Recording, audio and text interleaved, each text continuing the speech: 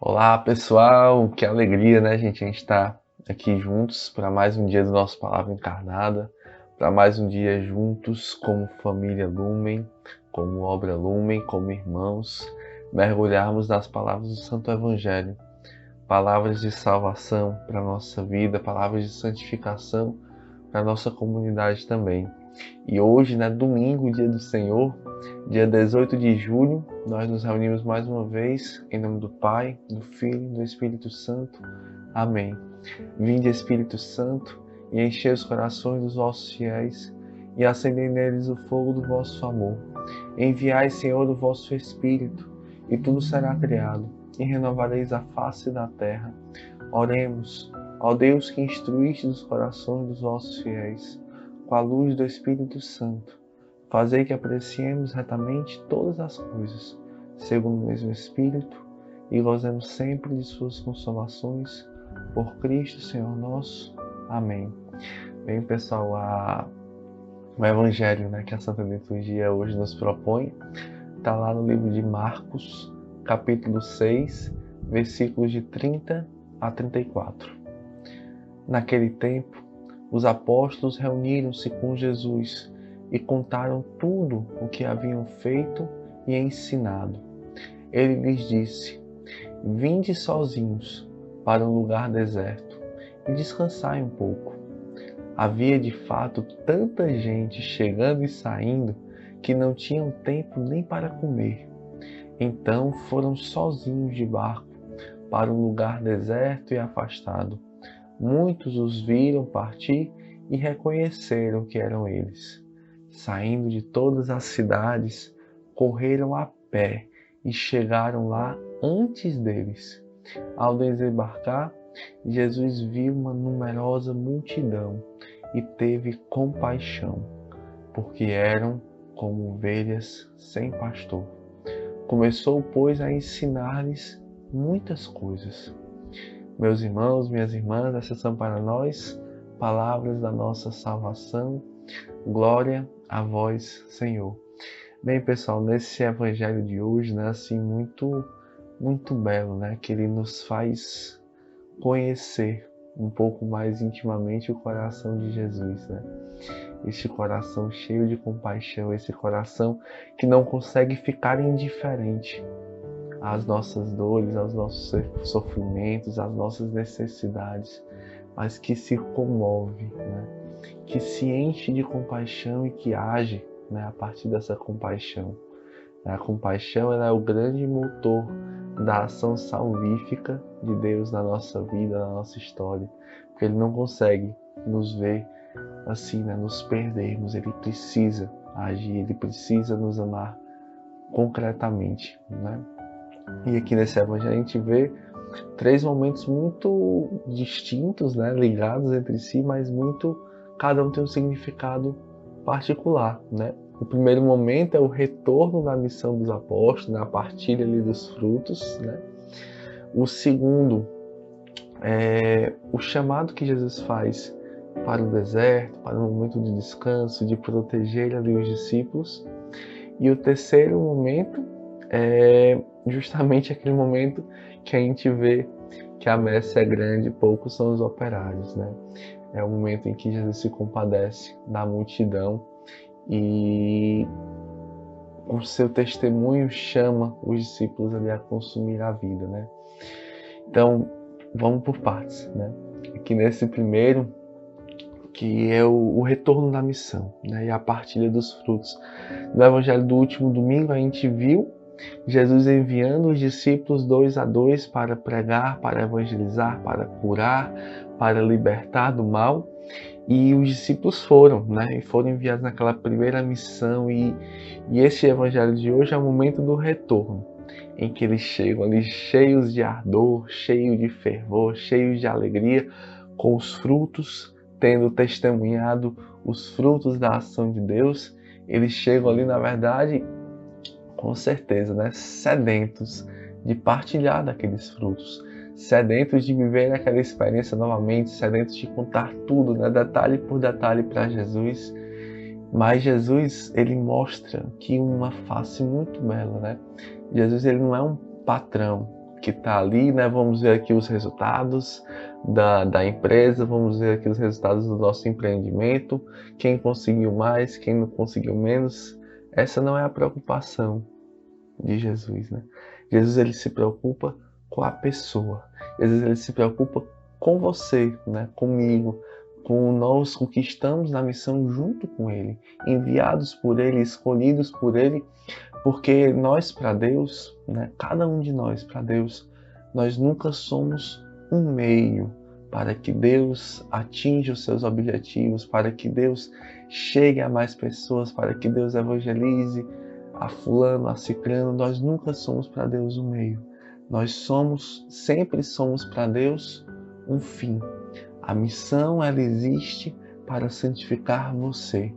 A missão, o serviço, o apostolado existe primeiro para santificar você. Porque o primeiro ouvido a escutar é o seu. As primeiras mãos a tocar são as suas. Se você toca em Cristo, através do serviço, através da missão, através do apostolado. E é por isso que Deus te chama. Não é porque Ele precisa do seu serviço, é porque você precisa do seu serviço.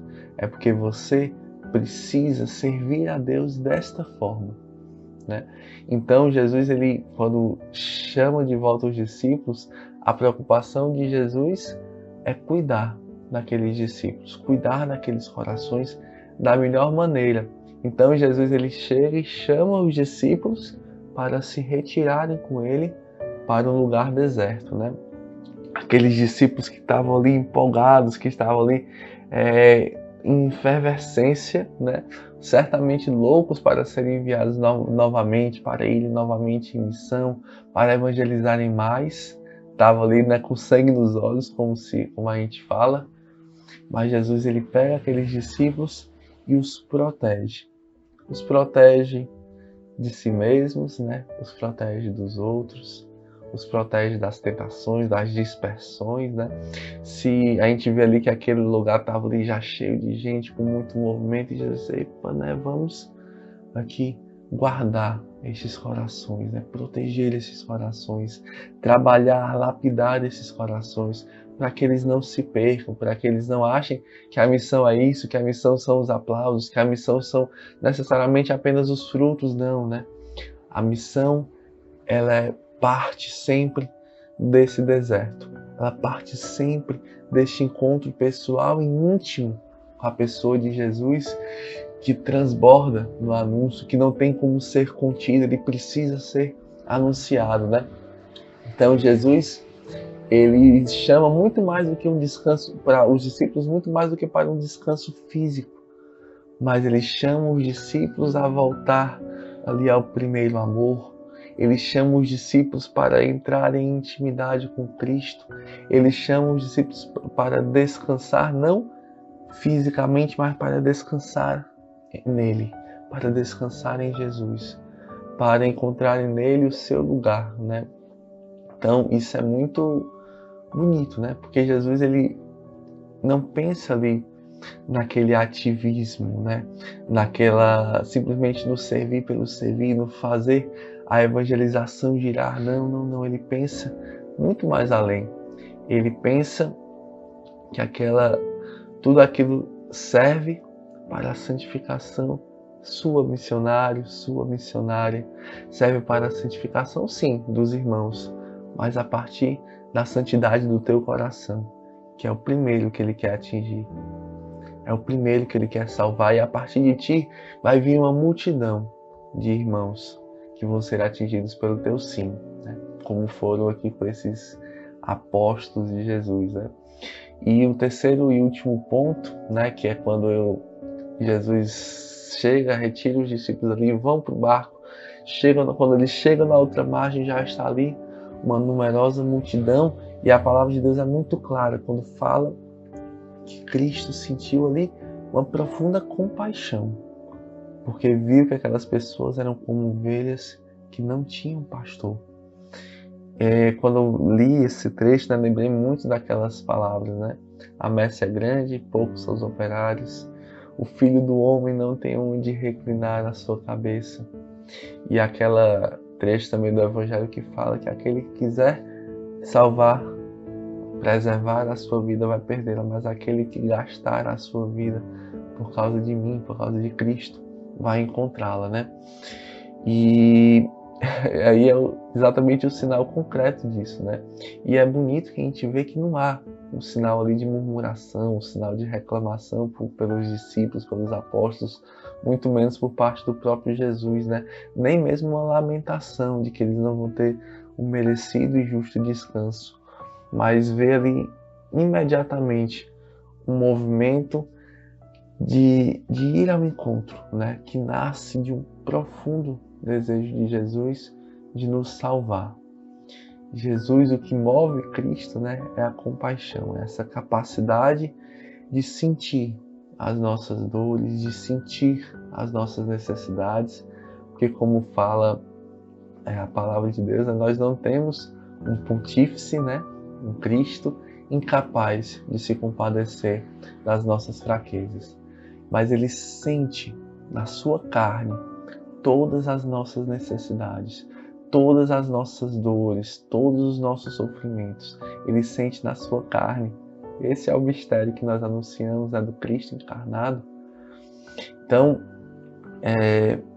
hoje, né, o que fica para a gente desse Evangelho, de agora nessa parte final, é o desejo de imitar essa ação de Jesus. E mais do que apenas a ação, a motivação de Jesus, né? Que nós também possamos ter esse desejo profundo de salvar, esta capacidade, né, de se compadecer, de ter um amor misericordioso que se atrai pela miséria dos nossos irmãos, pelas suas fraquezas, pelas suas necessidades, e que anseia de responder a esses irmãos, né? A uma humanidade inteira que sofre, que geme como em dores de parto, aguardando a manifestação dos filhos de Deus. Então, que a gente possa, né, aprender de Cristo, aprender que quando a gente dá a nossa vida por Cristo, né, a gente não perde nada, mas a gente ganha tudo 100 vezes mais.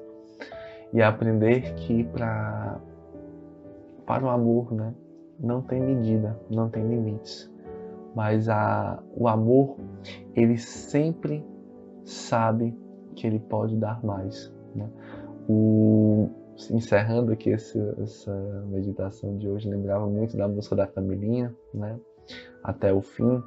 Eu lembrava de um irmão que um dia, há muito tempo atrás, né, eu acho que foi na missa do Despertar Pietá, a gente estava ali naquele momento final ali lá no céu, né, organizando tudo, os encontristas missionários para mandar de volta, né, para alocar todo mundo para dormir, alguns já para mandar para a rodoviária, para o aeroporto e tudo.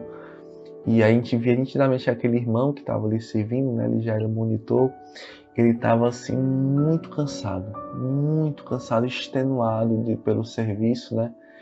E a gente chegou e disse assim: irmão, você não quer descansar um pouco? Você tá, né, tô vendo que você tá cansado.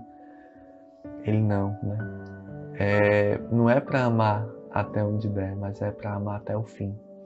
E aquela frase daquele irmão nosso, né, ficou ali gravado no meu coração como assim um grande ensinamento de que Cristo, ele foi até o fim, até a cruz, né? E que nós somos chamados a também fazer como ele, consumir a nossa vida até o fim. Amém? Então que Nossa Senhora Pietá nos ajude a permanecermos fiéis até o fim na cruz de Cristo, com Cristo, por Cristo e em Cristo. Ave Maria, cheia de graça, o Senhor é convosco. Bendita sois vós entre as mulheres e bendito é o fruto do vosso ventre, Jesus. Santa Maria, Mãe de Deus, rogai por nós pecadores, agora e na hora de nossa morte. Amém. Em nome do Pai, do Filho e do Espírito Santo. Amém.